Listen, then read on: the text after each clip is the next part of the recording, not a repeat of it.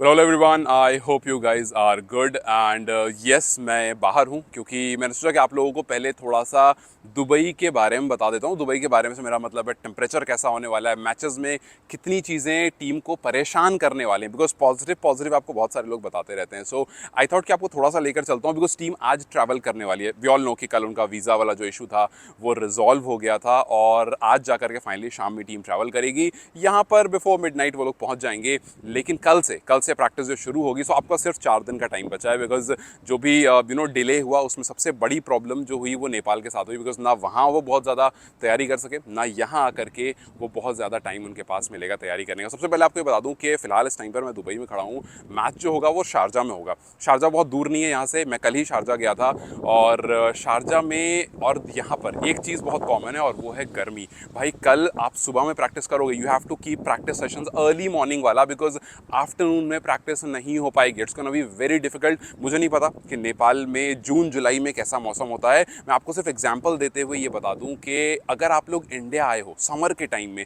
जून जुलाई वाले टाइम में अगर आप इंडिया आए हो, देन यस वैसा ही मौसम, मतलब दिन में हम बाहर नहीं निकल पाते। इट्स एक्सट्रीमली हॉट, पानी इतना गर्म रहता है कि आप नहा नहीं पाते हो। सो यस काफ़ी ज़्यादा गर्मी। हालांकि मैंने सुना कि यहाँ का जून जुलाई जो है वो और बुरा होता है। सो प्लेयर्स को थोड़ा एडजस्ट करना पड़ेगा बिकॉज गर्मी काफ़ी ज़्यादा है। सो आपके पास जो 4 दिन का टाइम मिला है ना, you have to practice early in the morning. आपको सुबह वाला टाइम यूटिलाइज करना पड़ेगा, वहीं जा करके कुछ हो सकता है। ठीक है, तो प्लेयर्स को जो थोड़ी सी परेशानी, देखो वेस्ट इंडीज़ को टेम्परेचर की आदत है, वेस्ट इंडीज़ गर्मी में रहते हैं, उनका वही एटमॉस्फेयर रहता है, तो उनको बहुत ज़्यादा डिफरेंस यहाँ पर फील नहीं होगा, उनको बहुत प्रॉब्लम फील नहीं होगी। हालांकि नेपाल के प्लेयर्स को प्रॉब्लम थोड़ी सी फील होगी बिकॉज इस टाइम पर जो नेपाल का वेदर है और इस टाइम पर जो दुबई का वेदर है, आसमान ज़मीन का फ़र्क है। सो इस चीज़ में सबसे पहला वेस्ट इंडीज़ की टीम को थोड़ा सा समझना देखना पड़ेगा। खैर अगर मैच की बात करें और अगर इस अपॉर्चुनिटी की बात करें, क्योंकि रोहित पौडेल ने कहा कि भाई is very excited, obviously very excited होंगे ही, क्योंकि टेस्ट नेशन के अगेंस्ट खेल रहे हो, आपका रिकॉर्ड टेस्ट नेशन के अगेंस्ट अच्छा नहीं रहा। 9 मैच आपने खेले हैं और उसमें आपको एक भी विन अब तक नहीं मिली है।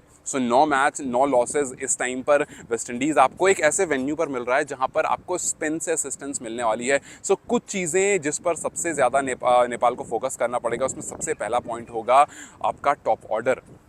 आपने अगर अपना टॉप ऑर्डर रिजॉल्व कर लिया then you can defeat West Indies. देखो वी ऑल नो कि हम पिछले 3-4 दिन से ये लगातार सुन रहे हैं कि यार वेस्ट इंडीज़ की जो टीम है वो वेस्ट इंडीज़ की टीम ने अपना बेस्ट 11 नहीं उतारा है। सो इट्स फाइन, उन्होंने बेस्ट 11 नहीं उतारा तो लाइक व्हाट्स द प्रॉब्लम, क्योंकि आपको क्या करना है, आपको इवेंचुअली विन रजिस्टर करनी है, आपको टेस्ट नेशन को बीट करना है। So the first thing and in fact मैं कहूँगा दी ओनली थिंग जिस पर नेपाल का फोकस सबसे ज़्यादा होना चाहिए वो उनका टॉप ऑर्डर। आपको सामने छोटा सा स्टार्ट रखता हूँ एंड देन उस पर हम डिस्कस करेंगे, खास करके कुशल बुटेल का स्टार्ट, क्योंकि कुशल बुटेल बहुत ज़्यादा क्रूशल होने वाले हैं इस पर्टिकुलर 3 मैच की सीरीज़ में। अगर कुशल बुटेल चल गए, मैं आपको कुशल बुटेल के विन और लॉसेस, मतलब नेपाल के विन और लॉसेस के नंबर बताऊंगा कुशल की प्रेजेंस में। आप थोड़ा सा शॉक हो जाओगे और उनके साथ साथ आसिफ की भी, कि यार अगर ओपनर्स नहीं चलते हैं तो कैसे चीज़ें जो है वो ख़राब हो जाती हैं। सो बहुत सिंपल सा स्टार्ट मैंने अपने पास इस टाइम पर लेकर रखा था, तो मैं आपको बताता हूँ, 1 minute.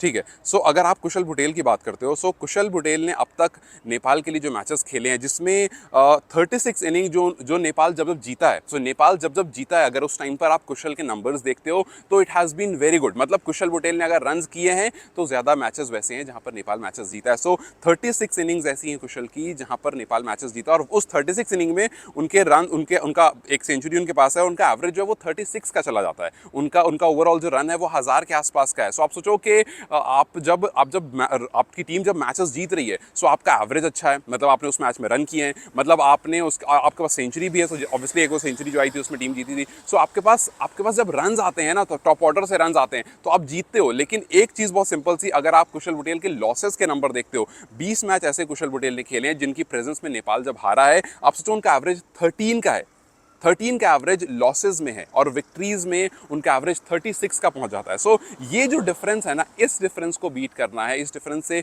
Kusal Bhurtel has to be very sure कि भाई उनका रोल कितना इंपॉर्टेंट है। एंड सेम विद आसिफ, अगर आप आसिफ के नंबर भी देखते हो तो आसिफ ने भी कुछ 20 मैचेस खेले हैं जहां पर उनकी प्रेजेंस में नेपाल हारा है और वहां पर उनके नंबर्स भी इतने ही खराब हैं। तो कहानी बस ये है कि अगर आसिफ और कुशल नहीं चलते हैं तो टीम पर एक बड़ा प्रेशर आता है। एक और आपको बड़ी इंटरेस्टिंग चीज बताता हूं, अगर आप रोहित पौडेल की बात करो, देखो नेपाल को इस पर्टिकुलर 3 मैच की सीरीज में रोहित की ज़रूरत है, बट उनकी ज़रूरत एज एन एंकर प्लेयर है। हो सकता है आप में से कुछ लोग अग्री ना करो इस बात को, लेकिन आई एम टेलिंग यू, इस पर्टिकुलर पिच पर आप चाहोगे कि यार एटलीस्ट एक प्लेयर हो जो खड़ा रहकर खेले और आपको स्टार्ट अच्छा मिले। देखो होता क्या, पता प्रॉब्लम क्या होती है? प्रॉब्लम अक्सर ये होती है कि आपको स्टार्ट अच्छा नहीं मिलता है, फिर रोहित आते हैं, रोहित आकर भी वो थोड़ा स्लो खेल देते हैं, तो फिर ऑटोमेटिकली आने वाले प्लेयर्स पर बहुत प्रेशर आता है, और फिर जब आप मारने को जाते हो आपकी विकेट गिर जाती है, फिर 3-4 विकेट इस चक्कर में गिर जाती है, और फिर हम कहते हैं कि यार 5 विकेट के बाद गेम शुरू हुआ। उसका एक मेजर रीजन है कि आपको स्टार्ट अच्छा नहीं मिला। सो एक चीज पर अगर नेपाल ने काम कर लिया और वो उनका स्टार्ट पावर प्ले, आप देखो ना यार, कल आप एक और एग्जाम्पल ले लो कल के मैच का। कल पाकिस्तान वॉज लुकिंग गुड, क्यों? क्योंकि उन अटैकिंग इंटेंट वाली क्रिकेट खेल रहे थे और पावर प्ले में अच्छे दिख रहे थे, पहले 10 ओवर में अच्छे दिख रहे थे, लेकिन फिर उसके बाद उनकी विकेट गिर गई, but still they manage to touch 170 plus. क्यों? क्योंकि स्टार्ट अच्छा मिला था। इंडिया की तरफ देखो, इंडिया को पावर प्ले स्टार्ट बहुत अच्छा मिला, 10 ओवर में स्टार्ट, और वो अच्छा कंक्लूड हुआ, और फिर आगे जाते जाते आप देखो, आप संजू सैमसन का कल का स्ट्राइक रेट देखो, आप और प्लेयर्स का देखो, अच्छे नहीं था स्ट्राइक रेट का, सिर्फ दोनों ओपनर का स्ट्राइक रेट अच्छा था, जिस वजह से it become easy to chase down 170 plus. So कल पाकिस्तान से आपने ये चीज़ देखी कि स्टार्ट अगर अच्छा मिलता है, बीच में कोलैप्स भी होता है, तब भी आप अच्छा स्कोर टच कर देते हो। आपको अगर स्टार्ट अच्छा मिलता है, बीच में इंडिया का एग्जांपल लो, आप धीरे धीरे भी रन आते हैं, Sanju was playing I think around 100 और बिलो 100, सो अगर धीरे भी स्टार्ट आती तब भी आप उसको कन्वर्ट कर लेते हो। So one thing that is very important is Kushal Bhurtel का रन्स करना और आसिफ का रन्स करना इस पर्टिकुलर कंडीशन में। एंड यू वुड वांट कि यार आपके रोहित पटेल जो कप्तान है वो खड़े रहें। रोहित अगर खड़े रहने का मतलब ये नहीं है कि वो बिलो 100 के स्ट्राइक रेट से खेले। खड़े रहने का मतलब ये है that he does not go in rush. If he goes in rush then chances बहुत हाई है कि वहां पर विकेट्स बहुत जल्दी गिर जाएंगे, और आपको 1-2 बंदा चाहिए जो मैच को आगे लेकर जा सके, एटलीस्ट 8 ओवर 9 ओवर वो खेल सके और वो रन्स लगातार कर सके, सिंगल डबल, और लूज बॉल आती है वो चौका छक्का लगा सके, और रोहित स्पिनर को अच्छा खेल लेते हैं। सो आई होप कि यहाँ पर अगर स्टार्ट अच्छा नहीं मिला, फिर तो मतलब कहानी जो है वो सारी खराब हो जाएगी। फिर रोहित का वो स्टाइल भी नहीं है, वो अपने और प्रेशर में आ जाएंगे, फिर स्लो खेलने के चक्कर में उनका स्ट्राइक रेट नीचे हो जाएगा, मतलब फिर वो सारी कहानी जो है वो गड़बड़ा जाएगी। सो इस पर्टिकुलर कंडीशन में I am telling again and again, भाई पहली प्रॉब्लम जो टीम को आने वाली है वो है आपके प्रैक्टिस का टाइम बहुत कम है, और उस कम टाइम में you have to make sure कि आप जितनी जल्दी प्रैक्टिस स्टार्ट कर सको, बिकॉज दिन में लाइक 12 बजे के आसपास, 12, 1, 2, 3 वाला जो टाइम होता है, it is going to be मतलब it's going to be too hot. मैं लिटरली यहाँ से निकल कर जाता हूँ कभी कभी दिन में 1 बजे के आसपास, देन आई फील कि भाई जल रहा हूँ मैं। वो जो इंडिया में जो जून जुलाई वाला टाइम होता है ना, ऐसा लगता है जल रहा हूँ मैं। So you have to make sure कि भाई आप अपना जो टाइम आपको 4 दिन का मिला है, सुबह और शाम करके अपनी प्रैक्टिसेस जो हैं वो कंप्लीट करो, इस सर्फेस का आइडिया लो, सो दैट आपके पास टाइम ज़्यादा नहीं बचा है। वेस्ट इंडीज़ फिर भी मतलब उनको बहुत प्रॉब्लम नहीं होगी गर्मी। अभी भी मैं यहाँ पर खड़ा हूँ, so I am sweating right now.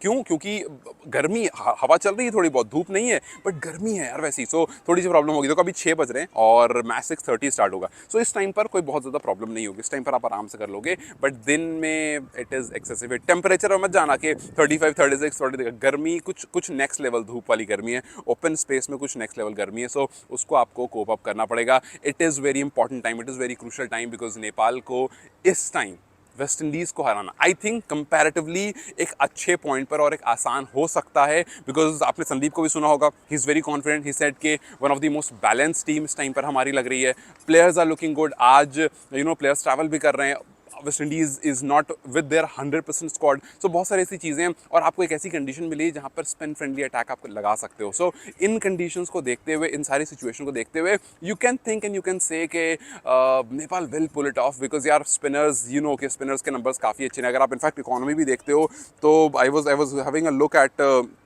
The economy of the spinners, और देन आई रियलाइज कि यार वाकई इस टाइम पर one of the good thing about Nepal के उनके स्पिनर्स जो हैं, मतलब स्पिनर्स ने अब तक अच्छा काम किया है। और अब जैसे संदीप लामिछाने की तरफ देखो या दीपेंद्र सिंह एरी की तरफ देखो, इनका जो इकोनॉमी है वो 6 से 7 के बीच में, और अगर 6-7 के बीच में होता है economy, then it is wonderful. So let's hope के यहाँ पर नेपाल कुछ बेहतरीन तैयारी करे, अंडरस्टैंड करे सिचुएशन को, एटमॉस्फेयर को, कंडीशन को, और फिर जब मैच में उतरे 27 को, तो कंप्लीटली रेडी होकर के वहाँ पर उतरे। एंड आगे जो भी कुछ होगा आई कीप यू गाइस पोस्टेड। आज टीम आ जाएगी, कल टीम मोस्ट प्रोबेबली ट्रैवल अपना प्रैक्टिस स्टार्ट करेगी, ट्रैवल फटीक से फ्री हो चुकी होगी, और फिर उसके बाद 4 दिन में अपने आप को रेडी कर लेगी to defeat test team. So let's see what happens and let's see how it turns out. बाकी I keep you guys posted. You guys take care, I will see you very soon.